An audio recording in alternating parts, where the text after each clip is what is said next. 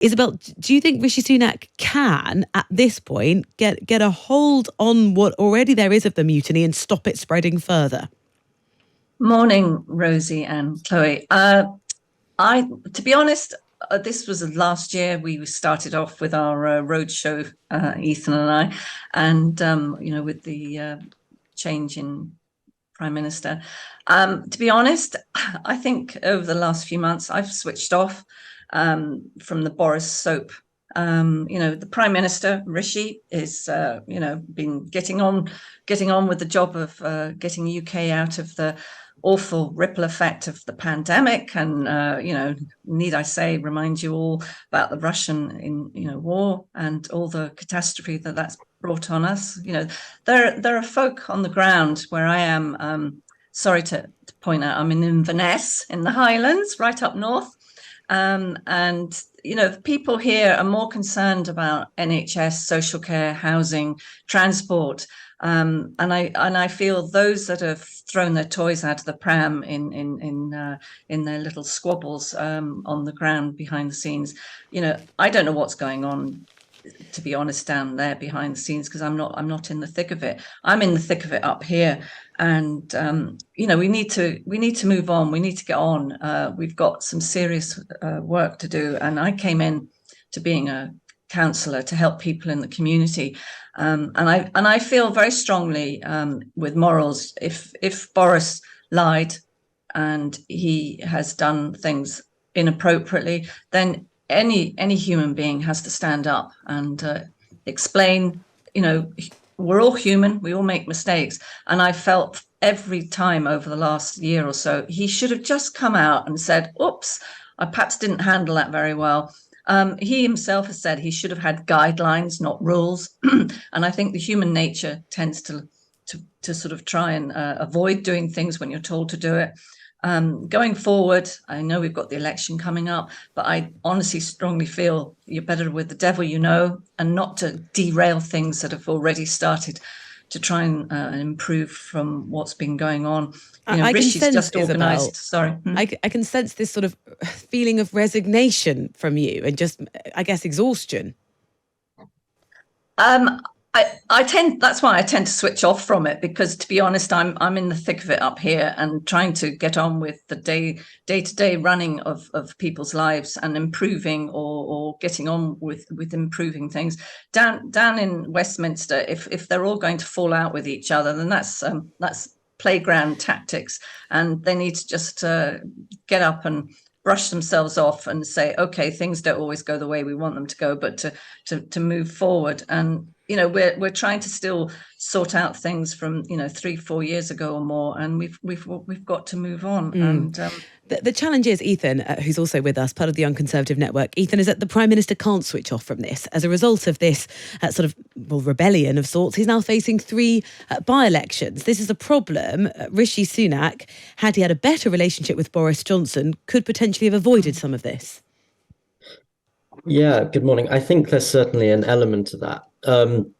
I think that naturally, after the events of last year, that relationship between the Prime Minister and the former Prime Minister probably would never have been in a position. I don't want to speculate on what might have been going on behind the scenes, but I don't think, I don't think any of us could foreseen a situation in which that relationship was repaired. And I think that given the events of the Privileges Committee report and the COVID inquiry and all these different investigations, I think there was always a foreseeable circumstance in which Boris would have had to face a by-election or resign his seat. I don't think anyone would have really expected his allies to go in such quick succession, but I'm not sure this would have been avoided had they had a better relationship. I think given the events going on behind the scenes with all of these different investigations, this was always going to be the natural outcome.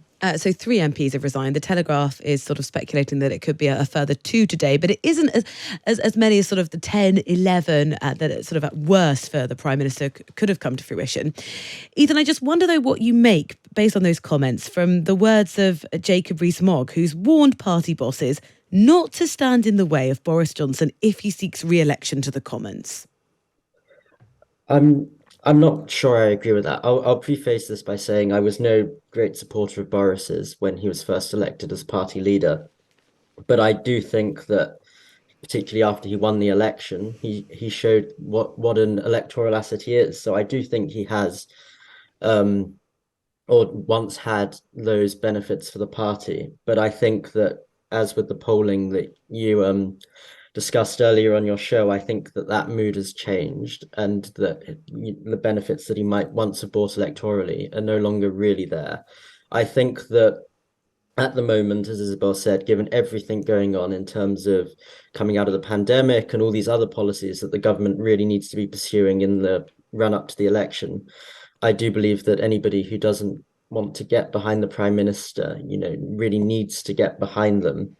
And if Boris and his allies are willing to get behind that agenda, then I believe they should be given every possible opportunity to return. But I do think it's now the time that these personal divisions are put aside in the good of the country, and people get behind the Prime Minister on that.